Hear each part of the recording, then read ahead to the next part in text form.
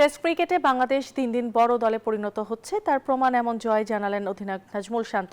এদিকে তাসকিন, নাহিদ রানাদের ভূয়সী প্রশংসা করেন তিনি।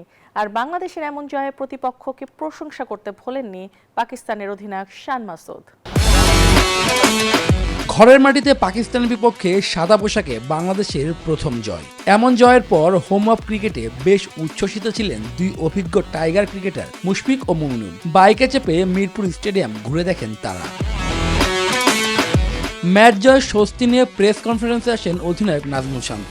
টেস্টে বাংলাদেশ যে দিন দিন বড় দলে পরিণত হচ্ছে সেটি তার প্রমাণ। সামটাইমস আমার মনে হয় যে এরকম ব্রেভ ডিসিশন নেওয়াটাও জরুরি। টেস্ট টিমটা আমরা স্লোলি গ্রো করতেছে, ওপরের দিকে যাচ্ছে আমার মনে হয়। সো আমরা একটু সাহসী সিদ্ধান্ত নিয়েছি। যুক্তরাষ্ট্রের 1 নম্বর জিম চেইন গোল্ড জিম এখন আবারও বাংলাদেশে।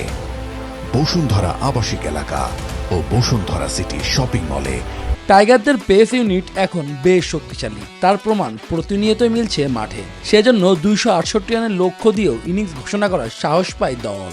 নাহিদের কথা বলার আগে আমি একটু তাসকিনের কথা বলবো। আসলে তাসকিন স্টার্টটা দিয়েছিল, যেভাবে টির পরে এসে বোলিং শুরু করেছে, ওই 4-5 ওভার স্পেলটা আসলে মোমেন্টামটা আমার দিয়েছে, ফলোড বাই নাহিদ রানা।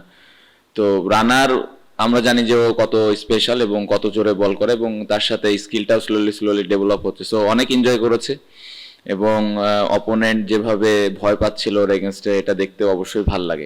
এদিকে পাকিস্তান অধিনায়ক শান মাসুদ হেরে বেশ হতাশ। তারাও বাংলাদেশকে এখন সমীহ করেন। বাংলাদেশ ভালো খেলেই ম্যাচ জিতেছে। তাদের বোলিং লাইন আপ বেশ শক্তিশালী। আমরা নিজেদের সেরাটা দিতে পারলে ম্যাচ জিততে পারতাম, সেটি আর হয়নি। এ নিয়ে পাকিস্তানের বিপক্ষে টানা 3 টেস্ট জিতে নিয়েছে বাংলাদেশ। শুভদেবনাথ, নিউজ 24, ঢাকা।